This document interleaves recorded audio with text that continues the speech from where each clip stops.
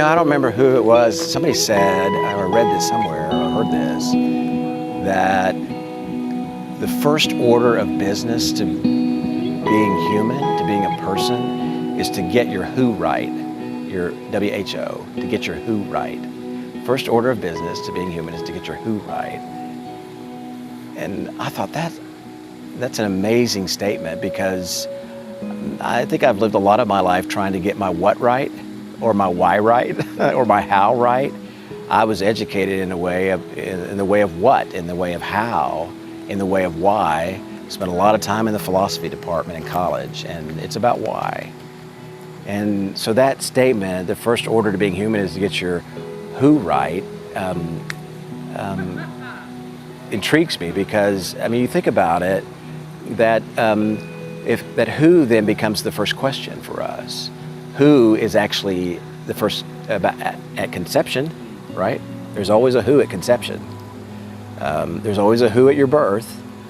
Who is, so your first question is about who. Your first answer probably is about who. Your first challenge is about who. Your first issue, whatever it is, your whole world is who. And I was thinking about that. If the first order to being human is to get your who right, then that means maybe the first order to spirituality is to get your who right. The first question of grace is to get your who right. Of faith is to get your who right. Of hope is to get your who right.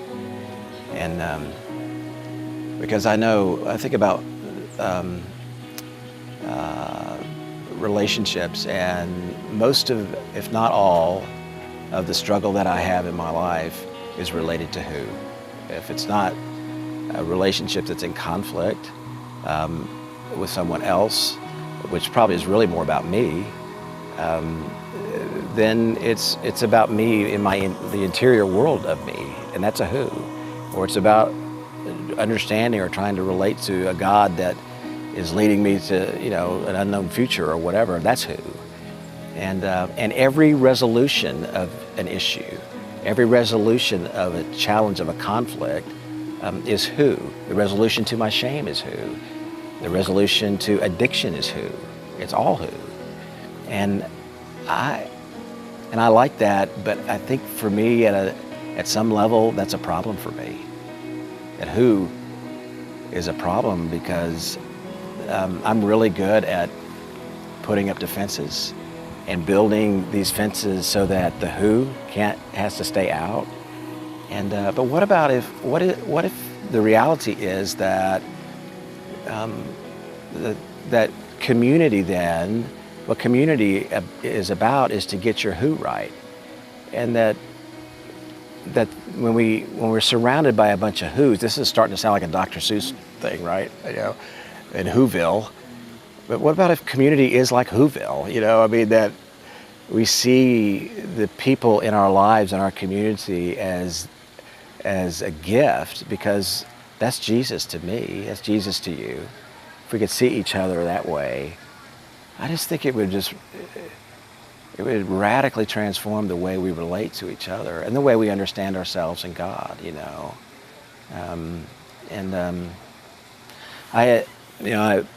I'm in a community of folks, that Mercy Street.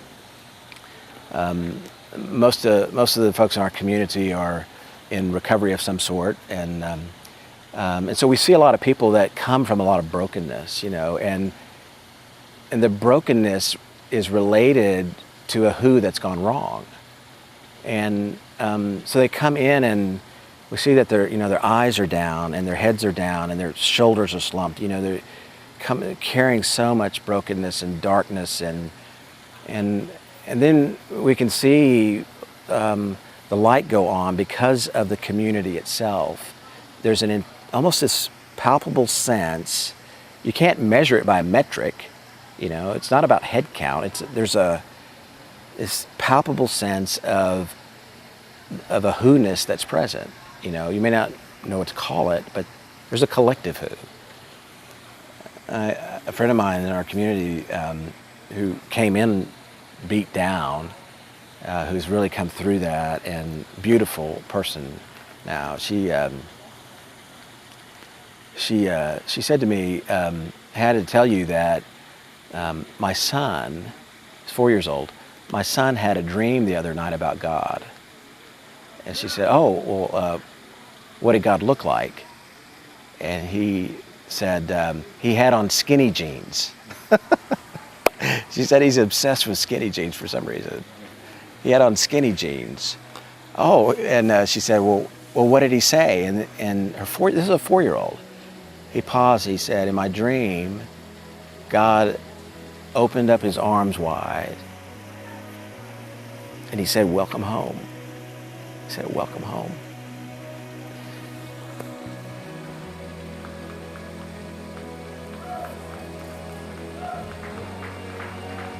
And she said that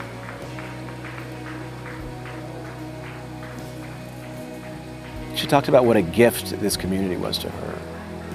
That when she came into the community, she had no idea about this kind of thing, about faith, about love, belonging. And somehow in the belonging, her believing began to grow. And she now feels like it's some of her responsibility as a mom to lead her son in this trust of God, this love of God. And then she said this, she said, the way I'm hearing this in my own life is that, you know, sometimes when I walk in the doors, and I see all the mingling of all these people and the chatter and it's crazy, and she says, I walk in the doors each week to our community. If I listen close enough, I can sometimes hear God say to me, welcome home, welcome home. And I mean, is it getting better than that? Hey, no. I mean, to me, that's what it's about, right? I mean, that's that we get a sense that God says, welcome home. And it all begins there. And if we have that sense of we fit, and maybe we stop fighting, and something begins to occur out of love. We don't do things to have to. We don't have to do something to be welcomed. We're just welcomed because of who we are. And my community helps me do that.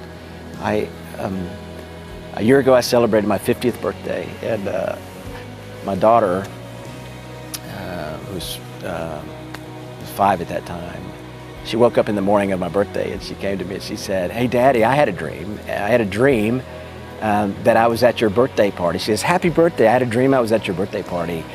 And she goes, you know what? She says, and God was there. Yes, so I'm like, and God was there. And this is a little kid. And he was.